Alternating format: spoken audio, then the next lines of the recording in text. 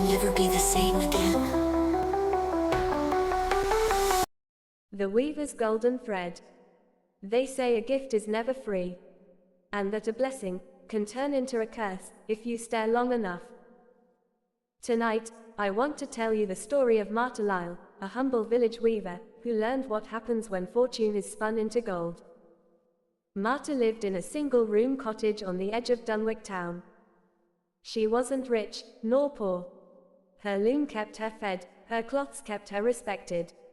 But her hands, they were capable of beauty beyond her means. The kind of beauty that kings would pay for, if only they knew her name.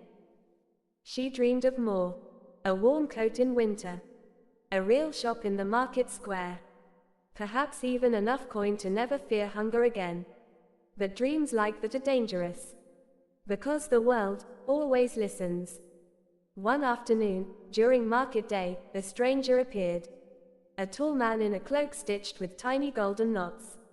He didn't haggle, didn't barter. He simply watched Martha's fingers as they flew across the loom. When the crowd had thinned, he leaned in and spoke. "You have a gift," he told her. "But gifts can be expanded. Would you like a little fortune, Martha?" From his sleeve he laid down a skein of thread. Not silk, not wool. Something else. Something glowing faintly, like honey catching firelight. "This," he whispered, "is golden thread. Weave it into anything, and people will love it. They will not let it go. Coin will follow. Praise will follow. All you must do is weave." Martha laughed nervously, but she took it. Because who wouldn't? That night, she wove. And by dawn, a scarf lay across her bench, softer than lamb's wool, brighter than the morning sun. She sold it instantly. And within days, word spread. The weaver's cloth brings luck. The weaver's cloth keeps sorrow away. Orders poured in. A noblewoman's steward. A bride. A guild officer. Martha's bowl of coins grew heavy. And her cottage, once silent, rang with voices calling her name. At first, the thread was a blessing. Children wore her scarves and laughed without coughing. Widows wrapped her shawls and felt a little less alone. Farmers carried pouches woven by her hands, and their crops grew greener. But there's always a but, isn't there? Soon, strange things began to happen.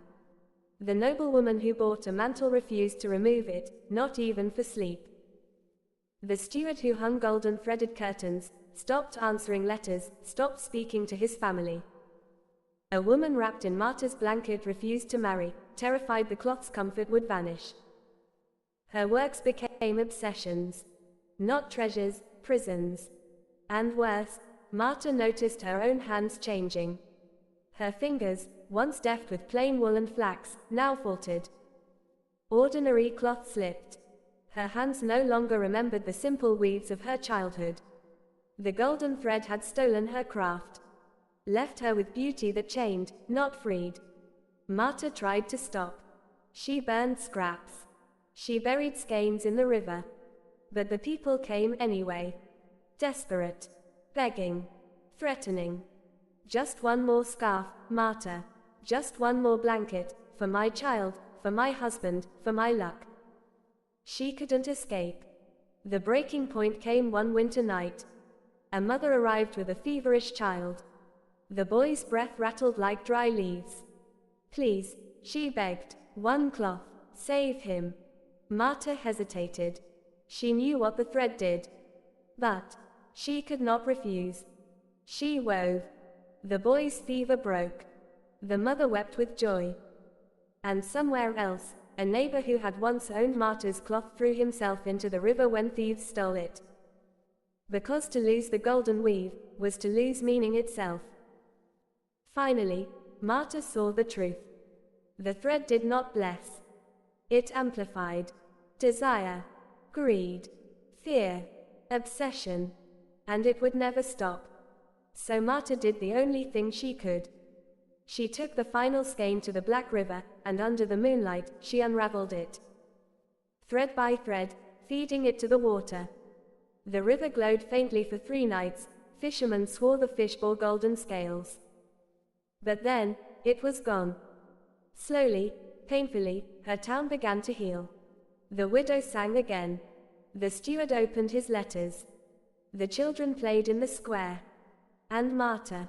She returned to her loom. Her hands were slower, shakier. But they relearned. Plain cloth. Strong cloth. Cloth that warmed, without binding. She kept a single scrap of golden weave, folded under her bed, a reminder of what fortune costs, when it comes on a stranger's thread. So if anyone ever offers you a gift too beautiful, too easy, too perfect, remember Marta Lyle. And remember, gold woven into your life will always ask for something in return. Always. If you enjoyed tonight's tale, remember to like, subscribe, and share it with someone who loves a good scare.